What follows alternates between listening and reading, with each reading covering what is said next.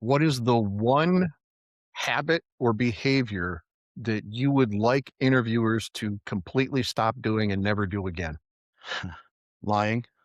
Stop lying. Um, Interesting. yeah, I think so. My first response was going to be the behavioral stuff, but we already covered that. So I want to get away from this, liar, liar, pants on fire philosophy. But lying, right? I mean, the Supreme Court, Frazier versus Cupp, 1969, allows investigators to lie about evidence to an extent, right? That's why you could say, law enforcement could say we've got fingerprints when they don't, or we've got a witness when they don't.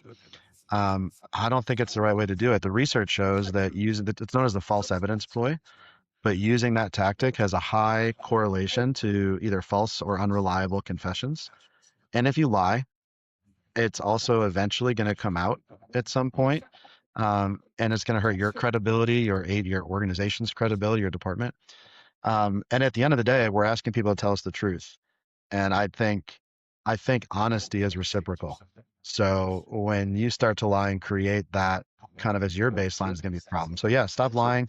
We've had some legislative movement in that direction. We've got, I think now 11 states that have actually um, kind of over over top of the Supreme Court ruling. If law enforcement has a custodial interrogation with a juvenile in 11 different states now, and they lie about evidence, that confession is presumed inadmissible. And there's different kind of measures depending on the state.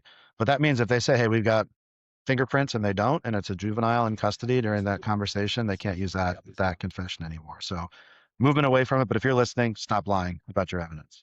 So if I'm in the middle of an interview and I'm trying to develop the admission and I pull the folder off the table and I start scrolling through it to hint that, oh, this is all the evidence I have, and really it's just a bunch of takeout menus, would that be lying or is Stay that just away from it. And especially what happens when they notice it's a takeout menu or when you're wrong, right?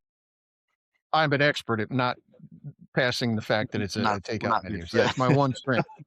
I think to expand on that, I think it's, one of the, again, what the research shows is that one of the leading reasons people actually do confess is the perception of evidence strength. So when people feel like what they did, they are more likely to confess, which is why lying is, and I say effective in air quotes, is effective in getting people to give you information. The problem is sometimes it's not truthful information.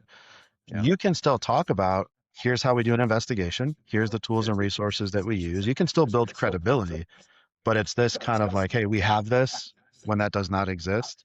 That could be a problem. Or, say we've got, you know, camera footage, but they know that they cut the power to the cameras an hour before they committed whatever the act was. Now they know you're full of garbage, right? And so that's from a strategic standpoint something to be careful of. But yeah, stop lying would be my one takeaway.